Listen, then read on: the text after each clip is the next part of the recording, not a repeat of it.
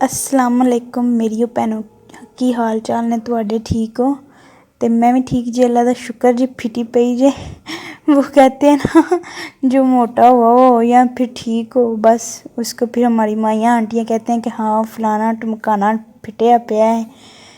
तो ये मैं ना मसाला भून रही हूँ, तो इसमें अब मैं आलू जो है वो ऐड कर दूँगी। मैं बनाने लगी हूँ आलू पालक। तो मैं ये ना, अब समझे कि आप लोग सोच रहे होंगे कि ये तो बड़ी जैसे रह गई इतनी बड़ी शेफ़ या कुक। तो बस मेरा दिखाने का मकसद कैमरे में ये होता है कि फिर बंदा और क्या दिखाए, फिर यही होता है, या फिर कुकिंग दिखा ली या कोई फ़ैशन के बारे में दिखा लिया। तो दिखाने का मकसद ये भी होता है कि अगर किसी को नहीं भी बनाना आता होता, फिर बंदा देख के बना लेता है, या फिर किसी का तरीका थोड़ा सा डिफरेंट होता है, वो देख के इस तरह भी बना सकता है। हर किसी का तरीका जो है वो डिफरेंट ही होता है, ज़ाहिर सी बात है। हर एक के हाथ में अपना ही स्वाद होता है। और इसका मतलब ये तो नहीं होता ना किसी को ज़्यादा कुकिंग आती है या किसी को नहीं आती, बस पकाने का तरीका अलग-अलग होता है। तो ये दोपहर का टाइम है, तो मैंने सोचा कि मैं सालन जो है वो बना लेती हूँ, क्योंकि उसके बाद फिर हमारा थोड़ा सा शॉपिंग का भी मूड है, फिर हम और हॉस्पिटल भी जाना है। तो फिर मैंने सोचा सालन बना हुआ होगा, फिर वापसी पर बंदा आके इनके सिर्फ फुलके वगैरह बना लेता है, फिर टेंशन नहीं होती कि वापस आके फिर बंदा अब क्या बनाए, क्या पकाए, क्या खाए।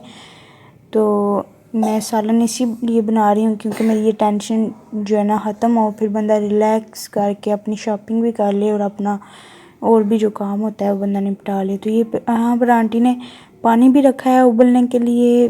खिचड़ी बनाने लगी हैं वो, क्योंकि बच्चों की तबीयत थोड़ी सी अपसेट थी, तो उनके गले वगैरह ख़राब थे। तो आंटी ने सोचा कि मैं खिचड़ी बना लेती हूँ, क्योंकि रोटी तो फिर बच्चों से नहीं ना खाई जाएगी। और मैंने साथ में सोचा कि मैं बर्तन जो हैं वो धो लेती हूँ, क्योंकि कुकिंग करते हुए किचन में भी काफ़ी खलारा जो है ना वो डल जाता है। तो फिर मैंने सोचा कि मैं साथ ही समेट लेती हूँ और काम ख़त्म हो जाएगा जल्दी जल्दी से। तो इसलिए फिर मैंने सोचा मैं बर्तन जो है ना वो वॉश कर लेती हूँ।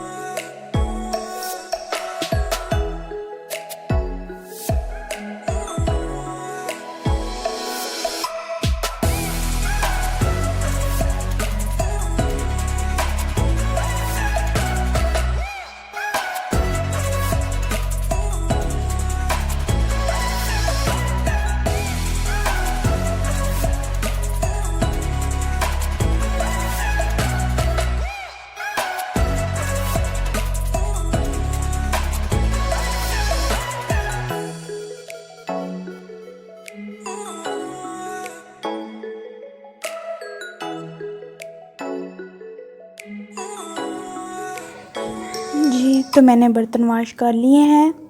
तो अब मैं अपने बेटे की जो बॉटल्स हैं वो उनको साफ़ कर लूँगी। उसके लिए भी मैंने पानी उबलने के लिए रखा हुआ है। तो पहले मैं उसको साबुन के साथ जो है अच्छी तरह इनको वॉश कर लूँगी और ब्रश के साथ। तो मैं तो वैसे बच्चों का बहुत ही ज़्यादा ख्याल रखती हूँ कि किसी वजह से भी जो जर्म्स हैं इन तक ना पहुँच सकें, लेकिन फिर भी पता नहीं क्यों जो है ना बच्चे जो हैं 1-2 महीने में 1-2 दफ़ा ज़रूर जो है ना बीमार पड़ जाते हैं, नज़ला ज़ुकाम लग जाता है। मैं तो बस कहती हूँ कि सर्दियाँ जो है ना वो किसी तरीके भी निकल जाएँ यहाँ से। तो ये मैंने अब किचन जो है साफ़ कर लिया है। तो अब हम शॉपिंग के लिए जाएंगे। तो ये देखें खिचड़ी भी हो रही है, यहाँ पर हांडी भी तकरीबन मेरी पक चुकी है। तो जी, तो ये हम सियालकोट कैंट में एंटर होने लगे हैं। ये देखें, ये कैंट का दरवाज़ा था, ये अब हम एंटर हो चुके हैं। तो पहले तो कैंट में इतना रश नहीं हुआ करता था, लेकिन अब जो है ना कैंट में बहुत ज़्यादा ना ट्रैफिक वगैरह हो जाती है कभी कभार। तो ये देखिए ब्रांड्स के भी एड्स लगे हुए हैं बस। वैसे तो जो कैंट एरिया है बहुत साफ़ सुथरा होता है। मतलब मैं भी सोचती हूँ कि हमारा घर भी जो है ना कैंट में होना चाहिए था, लेकिन फिर भी अल्लाह का शुक्र है जिस मोहल्ले में हम हैं हमारा मोहल्ला भी बहुत ही अच्छा है, तो हमें ऐसी वैसी कोई टेंशन नहीं होती जो बाज़ लोगों को होती है। लेकिन फिर भी कैंट एरिया जो है ना बहुत यानी कि डिसिप्लिन होता है हर जगह पर। ये देखें, ये ब्रांड्स के स्टोर्स हैं जगह जगह पर ये सारे। और यहाँ पर ये पास ही जो है ना सियालकोट मॉल है, ये मैं अभी आपको दिखाती हूँ। ये देखें, यहाँ पर हम टर्न लेने लगे ना, यहीं पर है, साथ ही है बिल्कुल। ये देखें, ये मॉल ऑफ सियालकोट है। तो इधर सामने की तरफ जो घंटाघर है सियालकोट का ये है।